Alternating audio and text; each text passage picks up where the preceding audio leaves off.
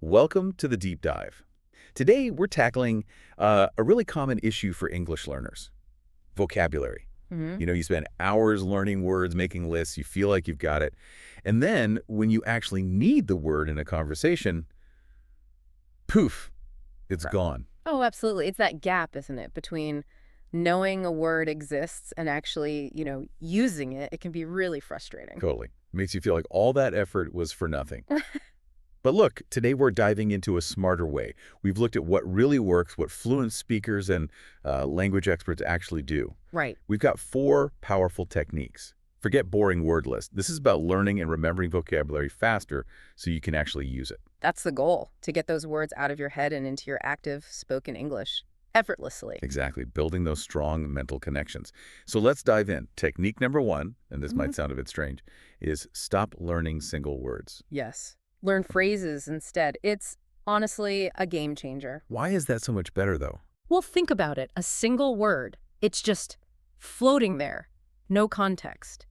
It's like trying to remember just one number from a phone number. Hard, right. Yeah, much harder than the whole sequence. Exactly. Phrases give you that sequence, that context. They show you how the word actually works with other words. Okay, give us an example, like fast. Right. You can learn fast means high speed. Okay. Okay. But how do you use it? Now learn as fast as possible. Ah. Suddenly you have a usable chunk.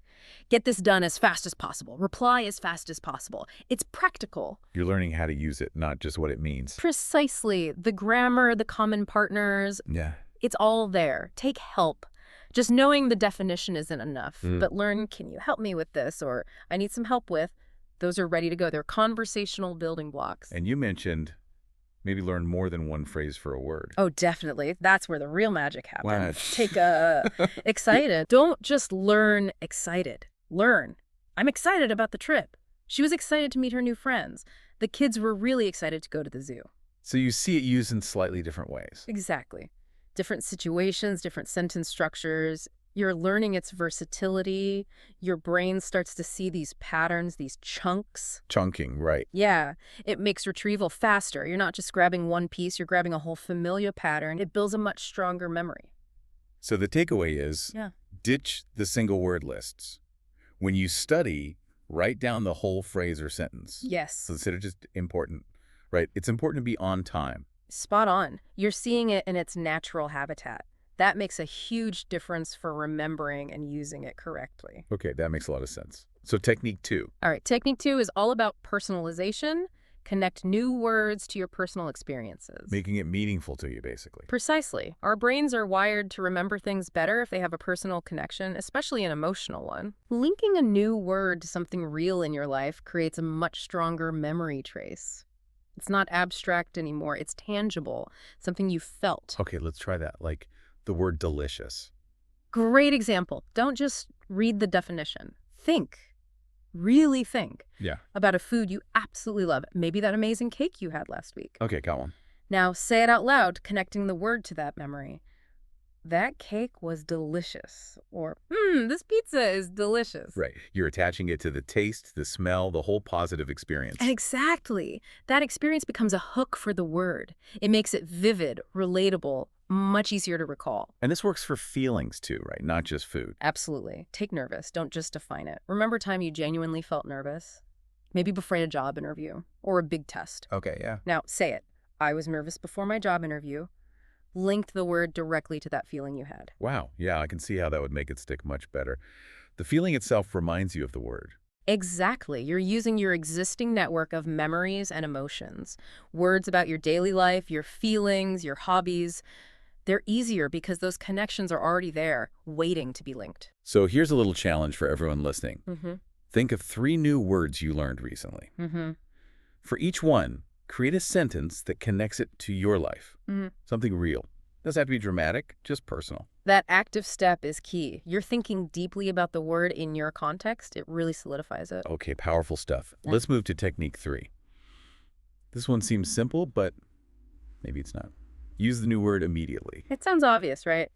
But so many learners skip this step. You learn a word, you understand it, maybe write it down, and then nothing. And then it just fades away. Exactly. It's like cramming for a test and forgetting it right after because you didn't need it again straight away. Use it or lose it, basically. Good analogy. Like learning a dance move. You watch it, understand it, Okay. but if you don't do it right then... You won't remember it later. Same with words. That immediate action helps lock it in. Okay, so say I learn. Amazing. Right. Meaning astonishing. If you just learn it and move on, it probably won't become part of your active vocabulary. But if you learn amazing and then later today you see a beautiful sunset and you actually think or say, wow, that's amazing. You're reinforcing it instantly. Yes, you're making that connection active. Let's try it now. Everyone listening. Think of one new word you encountered recently. Right now, say it out loud in a sentence. Or whisper it if you need to, just use it. That physical act of saying it, forming the sentence, it strengthens those neural pathways. It moves the word from passive recognition, just understanding it, to active recall, being able to use it. And a great way to practice this consistently is maybe a journal. Definitely. Try writing one sentence in a journal each day using a new word. If you learned motivated, write, I feel motivated to study English today. It's structured, consistent practice. And writing engages different brain parts too, right? Yeah, it does. It adds another layer to the learning. What if you're not a writer? Can you just talk to yourself? Absolutely. Use new words in your daily activities. Making coffee. This coffee smells robust. See a nice flower? That flower is vibrant. Just consciously weave them into your thoughts or spoken words? The more you deliberately use them in different situations, the more natural they become. It cements the learning, transforms it from new word to my word. Okay, that's clear. Use it right away. Technique 4. Technique 4 builds on that. Read and listen more, but actively. Actively. What's the difference between that and just watching a movie in English? Big difference. Passive listening or reading is when you're just letting the language wash over you. You might get the gist, the main idea. Like binge watching a show.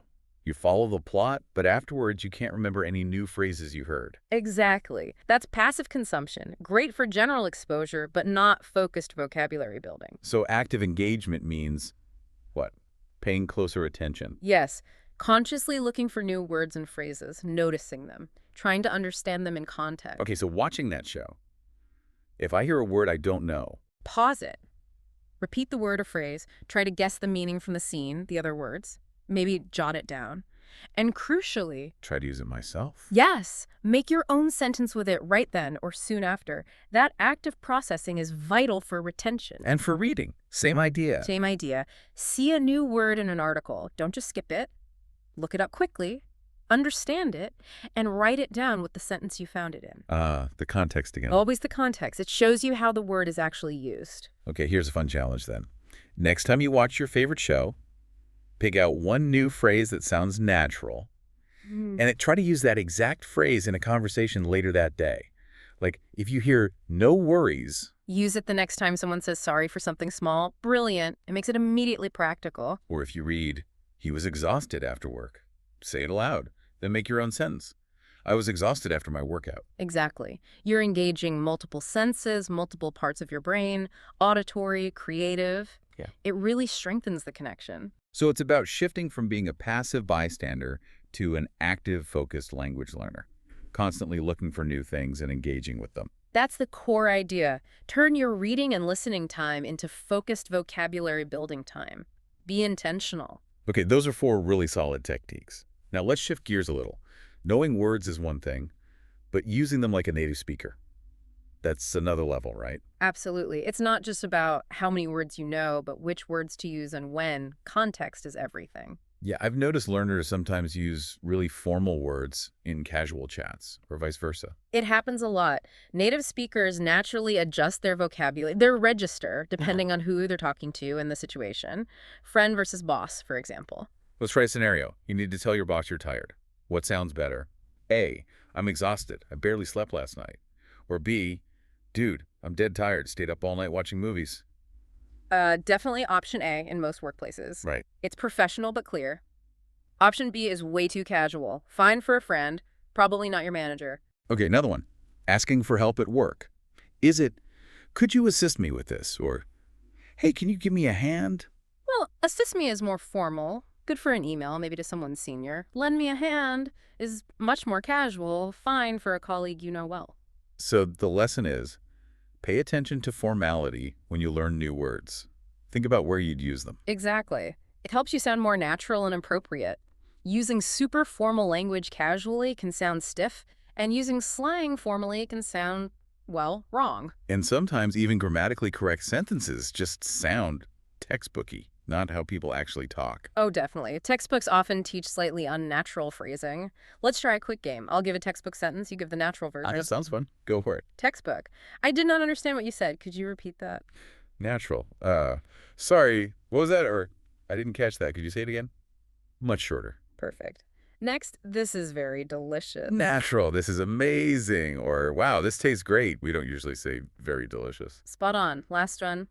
I'm feeling very tired today. Natural. I'm exhausted. Or just, I'm so tired today. Simpler is often better. Exactly the point.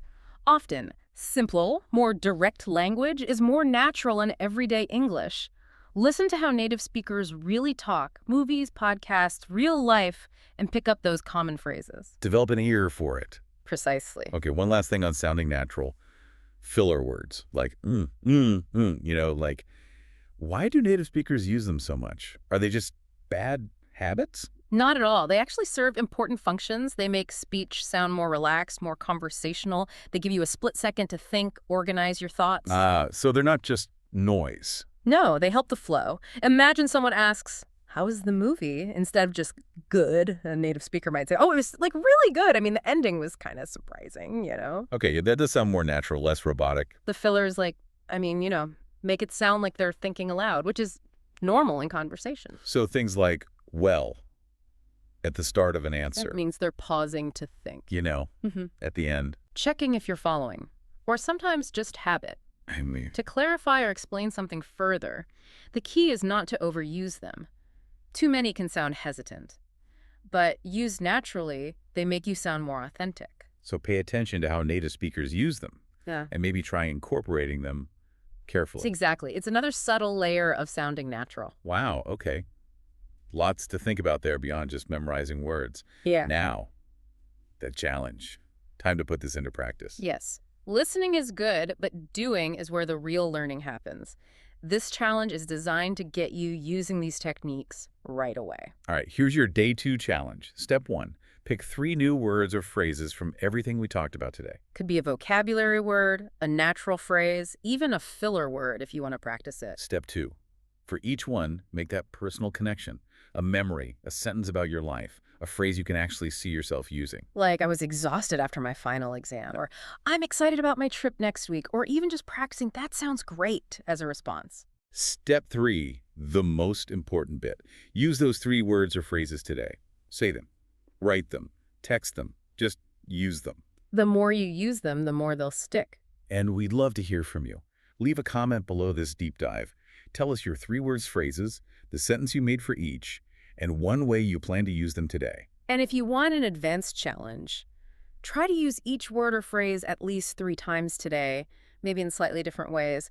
Really push yourself to integrate them. Okay, quick recap of the big 4 techniques. 1, learn phrases, not single words. 2, connect new words to your personal experiences. 3, use new words immediately after learning them. And 4, read and listen actively, focusing on vocabulary and context. And remember that real spoken English involves understanding formality, using natural phrases, and yes, even those filler words sometimes. It's about the whole picture of communication. Now, get ready for our next deep dive. We're tackling something huge. Yeah. Understanding fast English speakers. Ooh, that's a big one.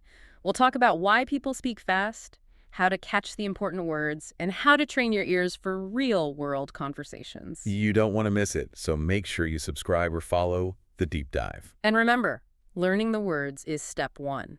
Using them makes them truly yours, so start practicing. Thanks for joining us for this deep dive. We'll catch you next time. Keep learning. Goodbye for now, and happy vocabulary building.